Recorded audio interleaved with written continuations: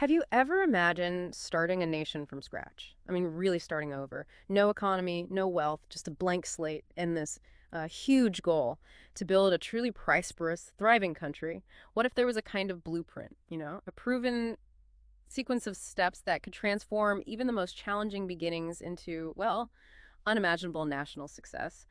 Welcome along. We're exploring fascinating ideas today and hoping to bring you some clear, impactful insights. Today, we're looking at how countries actually accumulate wealth and power. We're going to unpack a 10-step process using real-world examples from nations that have, honestly, fundamentally rewritten their destinies. You'll see how foundational elements combine with really strategic moves to create prosperity that lasts for everyone. So let's sort of play this out. Picture our brand new nation. What's the absolute first non-negotiable step if our only goal is building wealth and, long-term stability? Where do we even begin? Right. Well, the very first thing, before you can even think about building anything else, is making your streets safe. We're talking about eliminating violent crime. Think of it less as just a social issue and more like an invisible economic prison. When people fear for their lives, when businesses can't operate without constant threats, it basically locks a nation in poverty. Investors flee, talent leaves, the cost of everything just skyrockets.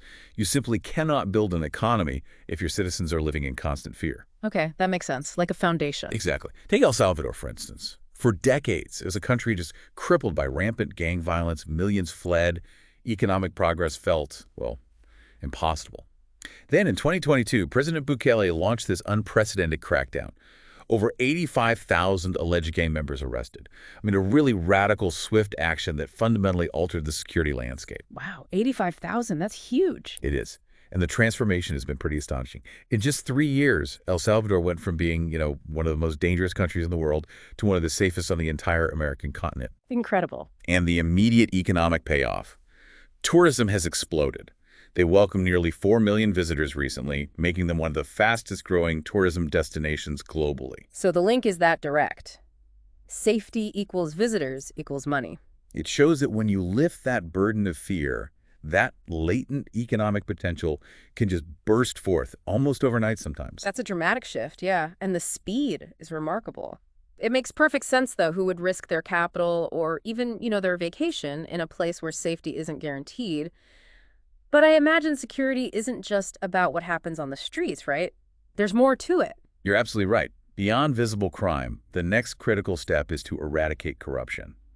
Now, this often flies under the radar, but it's just as destructive, maybe even more insidious. We're talking about powerful individuals, officials bending rules, demanding bribes, using their position for personal gain.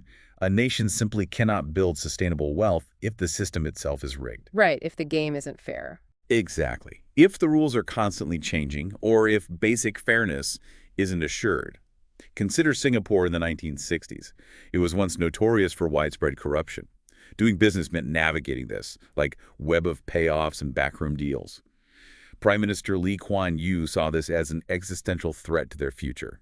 He understood that to attract global business and talent, Singapore needed to project an image of absolute fairness, efficiency, transparency. So it was a conscious strategy. Absolutely. He implemented a strict zero-tolerance policy against corruption. Severe penalties for anyone caught in shady, under-the-table dealings didn't matter what their position was. Today, Singapore consistently ranks as one of the least corrupt countries globally. And this is precisely why it's become such a magnet for international business. Everyone knows the game is played by the rules. Merit, not connections, dictates success. So building trust and a genuinely level playing field is foundational, okay? It's about setting the kind of environment where real growth can even begin. But once you have that safe, transparent stage set, what's the first major investment a developing nation needs to make? What do you build first? That brings us neatly to step 3. Building core infrastructure.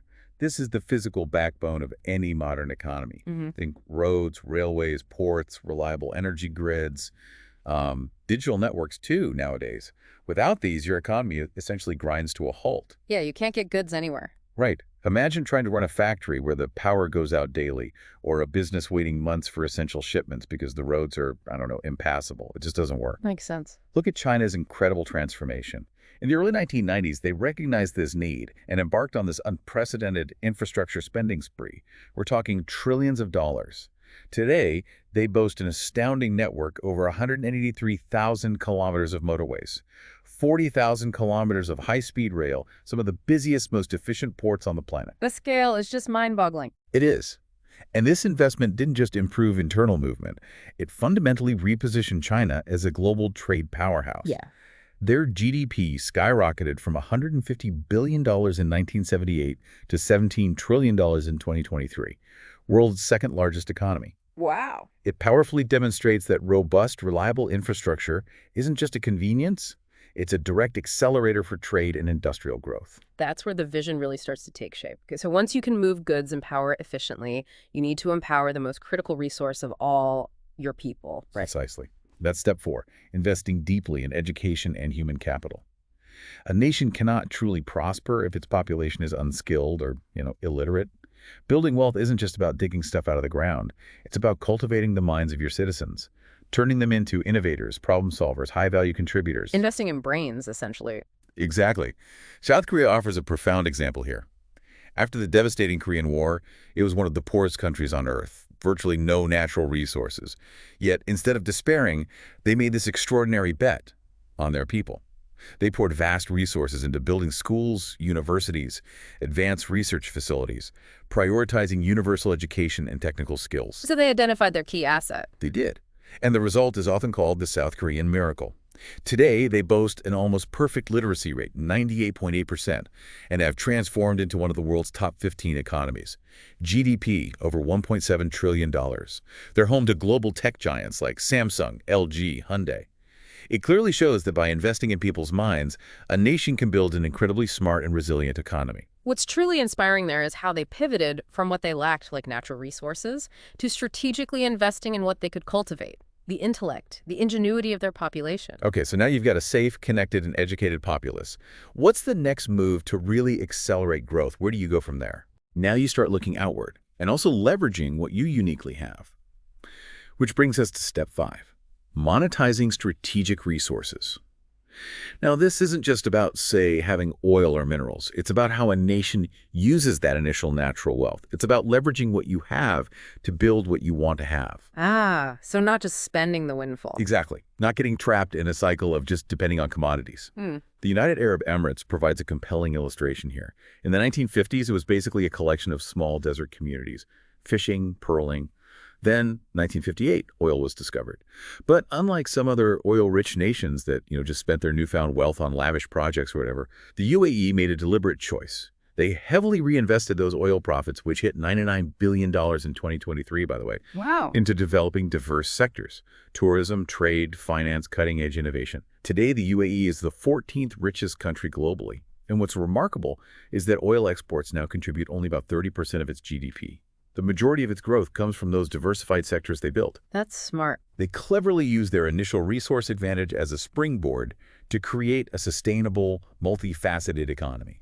That's a masterclass in foresight, turning a finite resource into, well, potentially infinite opportunity. But to really magnify that, you also need external partners, external money, don't you? Absolutely. That's step 6, attracting foreign capital. Once a nation demonstrates stability, transparency, a clear vision, it becomes a magnet for global companies and serious investors. This requires, as we said, political stability, but also things like a neutral legal system, maybe banking confidentiality in some cases.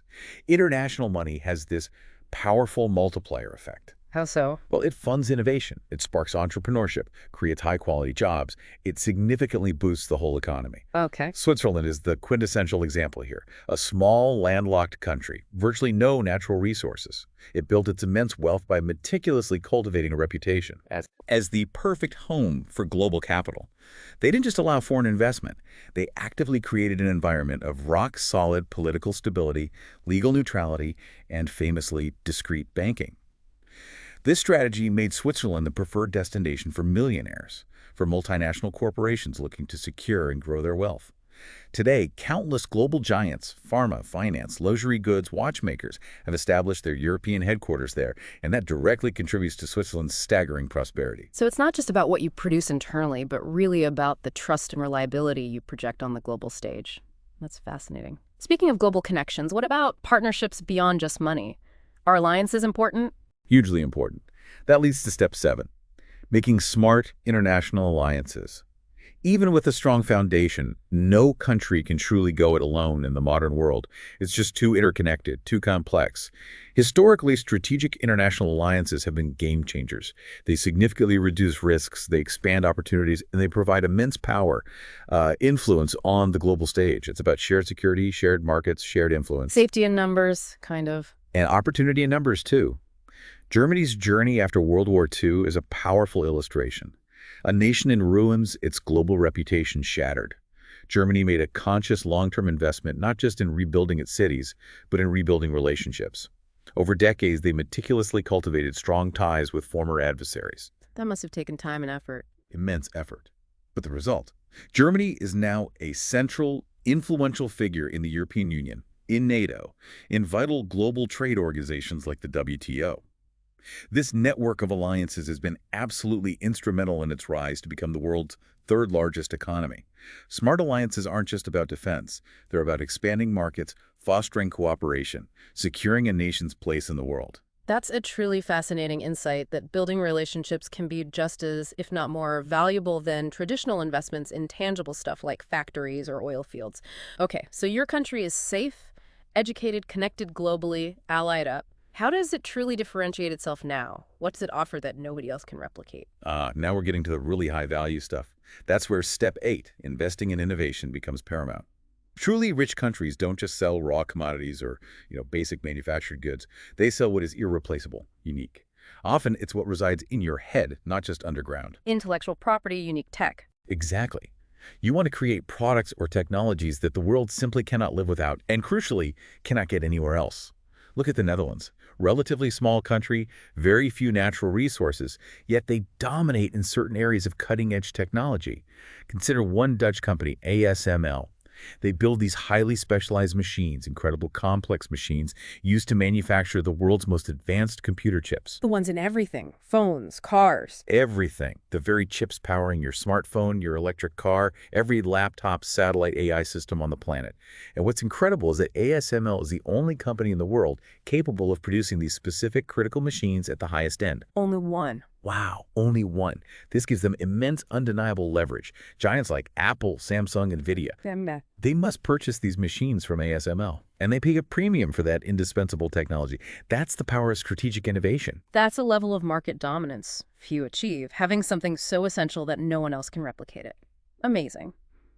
But if you truly want to level up, there's maybe something even more powerful than cutting-edge technology. Something that shapes how the world thinks and operates. And that's step 9, building a global cultural brand. By this point, your nation isn't just surviving or innovating, it's potentially inspiring. This is about exporting your culture, your ideas, your values, your unique way of life, and ultimately, your leadership. When a country becomes a place people look to for trends, entertainment, or even societal models, it gains immense soft power. Soft power, influence, basically. Huge influence, and enduring wealth often follows. No country has mastered this quite like the United States, arguably. Think about it. Hollywood movies and music dominate entertainment globally. Silicon Valley sets the pace for technological advancement, digital trends worldwide. Wall Street controls a significant flow of international finance. Even common phrases, fashion trends, business practices often carry an American influence, for better or worse. Yeah, you see it everywhere. This cultural brand allows ideas and products to travel freely across borders. It solidifies a country's status and shapes global thought. And that, in turn, opens doors to more economic opportunities and influence than maybe military might or even raw resources ever could. Okay, so from establishing basic security all the way to exporting culture and innovation, it sounds like an incredible journey towards, well, unimaginable national wealth. We've talked about how to build it, but the last crucial piece of the puzzle must be about sustaining it, right? Keeping it going. Exactly. You've tackled crime and corruption, built the infrastructure, educated your people, attracted foreign capital, forged alliances, cultivated innovation, and that cultural influence. Your country's rich, great, but building wealth is one thing. Maintaining it for generations is quite another. This brings us to the final step, number 10, mastering wealth distribution. Ah, distribution. Interesting final step. It's critical. If all of that accumulated wealth concentrates in the hands of just a few, the system becomes fragile. It becomes prone to social unrest, and ultimately it's unsustainable. True, lasting national wealth needs to benefit everyone, or at least feel like it does. So sharing the prosperity. In a smart way, yes. Norway provides a brilliant example. In the 1960s, they discovered vast oil reserves offshore. Big moment for them. Mm. Instead of spending it all quickly or letting it lie in private pockets, they made this profound decision. They created a sovereign wealth fund. Like a national savings account. Exactly, a giant national savings account where they invested the oil profits for the benefit of all citizens for generations to come. Not just for today. Today, that fund is worth over $1.5 trillion, which equates to roughly $300,000 for every single Norwegian citizen. That's It is. And it's used to fund world-class healthcare, free education, robust social programs for everyone in the country. Because of this strategic, equitable distribution, Norway isn't just rich. It's consistently ranked as one of the happiest and most stable countries on Earth. It's the ultimate lesson, perhaps, in ensuring wealth isn't just accumulated, but sustained. What truly stands out from that final step is the shift in focus.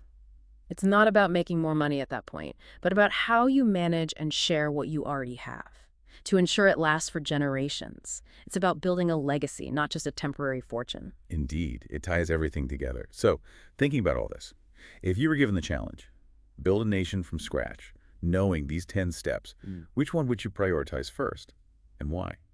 And maybe this whole conversation raises an important question for everyone listening. How do these grand principles of national wealth creation and sustainability apply on smaller scales to, say, communities, organizations, or even thinking about your own personal growth and well-being? Lots to think about there. We hope this exploration into how countries achieve and sustain wealth has given you some surprising new perspectives and maybe a few things to mull over. What was the most unexpected insight for you from today's discussion? We genuinely love to hear your thoughts in the comments below. And if you'd like more journeys into fascinating ideas like this one, make sure to subscribe to Marginal Thoughts. We'll see you next time.